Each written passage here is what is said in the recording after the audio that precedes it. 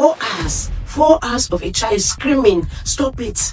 It hurts!" And nobody moved, nobody called, nobody knocked. We always say it takes a village to raise a child. But what happens when the village closes its doors? Evil lives within us. The child tried to call his friends, asking them to come and help get rid of the body. Is that Divine trusted the family. She trusted her friend. She trusted the adult who was the said father who did that tragedy to her. Silence is not neutral. Silence is complicity. Today's story is one that has shaken Cameroon to its core. Some people don't deserve to be called humans, because even calling them animals would be an insult to animals. What they do, what they are capable of, is beyond human understanding. And when you hear stories like this, you understand why people say that.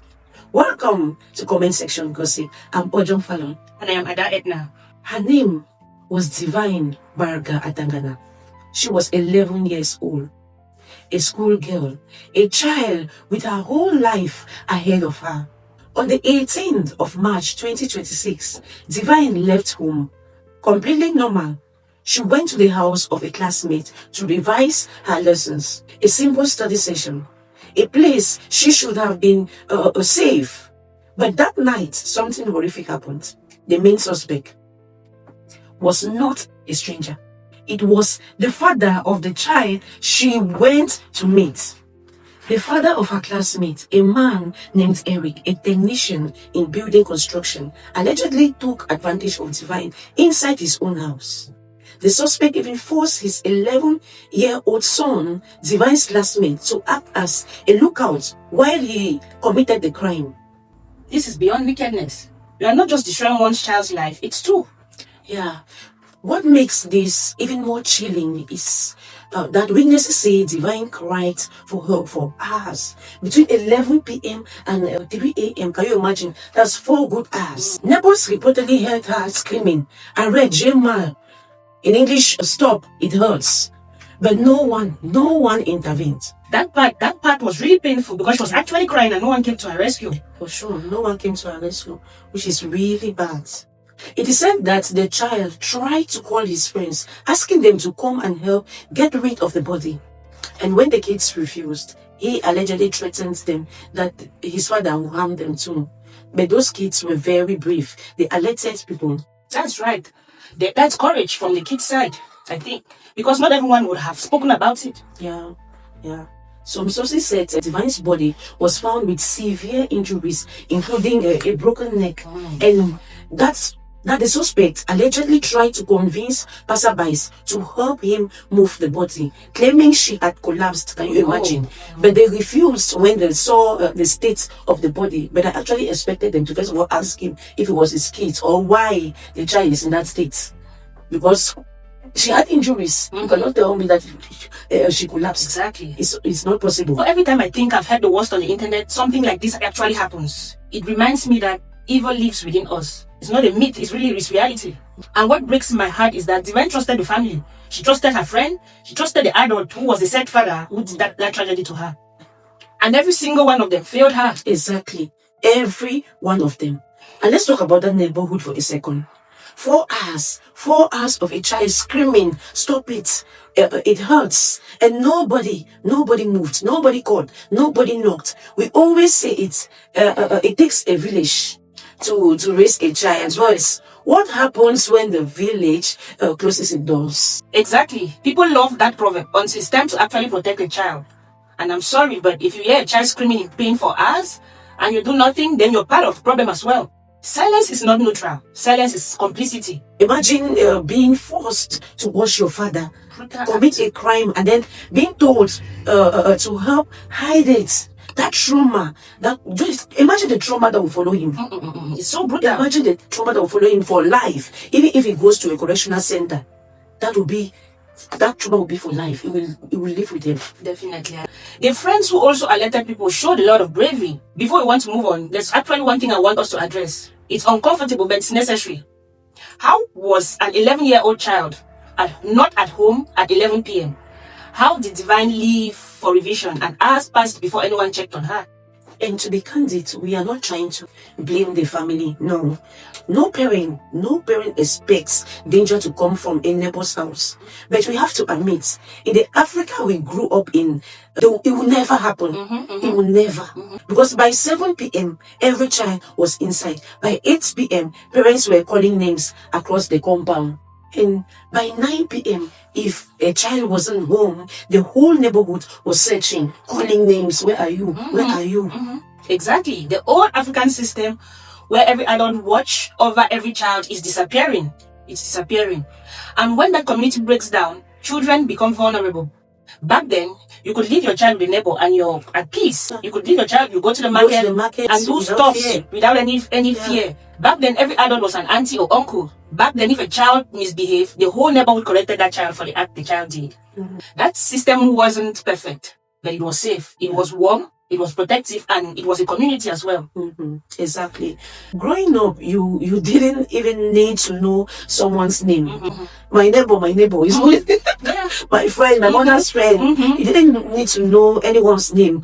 If they lived on your streets, they had the right to guide you. They had the right to correct you. If you were smoking cigarette, any mother by the side would tell you stop. But no. Oh my God. They even discipline you. Yes, but for now, parents nowadays don't want that. And parents trusted the system because it worked. Oh yes, it worked. It did. But look at where we are now. A child screamed for hours upon hours. And the same neighborhoods, the same neighbors who should have been there to shield her, stayed silent. Oh my God, oh my God. What were you thinking that they were beating her? Because she was saying, help me. That's right. We always say it takes a village to raise a child. But I think today's village is tired. It's distracted. Oh yes, it's disappearing. It's disappearing. That African village that raised us, the one where adults looked out for every child, is disappearing today. Everyone minds their business. Everyone goes along about their activities. Everyone says it's not my problem. It's not my business. Everyone waits for someone else to act. Problem of mobile phone. Exactly. Social media. Oh yes. Everybody wants to film. Yes. Even when something serious is going on. No, they don't mind. They don't mind. And that's how evil thrives. In silence, in isolation. In communities that have forgotten how to protect their own. Because divine story is not just about one man's wickedness. It's about society that has lost its sense of collective responsibility. We all know this is the comment section gossip. We cannot go without reading out some comments. I'll take the first comment. It says, this is definitely not the first time, because his 11-year-old son looking out while he performed that act and even calling people the next day to dispose his body is evident. Imagine an 11-year-old already acting like as a lookout. Can you imagine? It suggests a pattern of behavior that a child has already been exposed to. And something tells me from the first day I read this story, something tells me that that's not the first time. We are just getting to know about this because it ended badly. Oh yes. Yes. There was something. At first I'm like, no human being can really do this. So it should be spiritual, maybe for ritual purposes. Oh yes. Because how can a human act like that? No, it's terrible. It's terrible. Let's forget this issue. Let's look at sex itself. Even you as an adult. Did we ask as an adult? No. I don't think you can cope. How do some people feel okay when doing it and someone is crying? Not to talk of a child. A kid and your own son is there. Who raised you? Who raised you? Exactly. It's not also about the crime itself. It's also about the society that shaped the child. Yes, when the child was growing up. It starts from the parents. The parents. Most of the time, some parents say, is that what they taught you in school? It's not only about the school. I know most, when they go to school, they meet other kids from different homes, other upbringing, different backgrounds. But this time around, we're not even talking about that. You, the dad, you are introducing such nonsense to your child. No, it's what even gave him the idea that he could ask his own son to go and look out for him? When I listen to the story, I feel chills all over my body. Oh my God! I cried the first day. I shed tears when I just saw the age. I just saw the age. I can't even imagine myself being in that position. Never. It's bad. It's not even an animal. No. Because if we put it an animal, it'll be an insult to the animal kingdom. Exactly. It's a thing. Its pronoun should be It's an object. It should be. When a kid is participating in such act, it shows that the damage started way long before we are actually hearing the story today. Yeah, but I want you to give me a very candid answer. Can you allow your child to have a sleepover? The Africanness in me would for a minute not want to do it. But of course, I think there are exceptions to this. Before I want to allow my child for a sleepover, I would definitely do that. I can do it. But before I want to do it, I think it's a well-trusted person. It has to be a well-trusted person.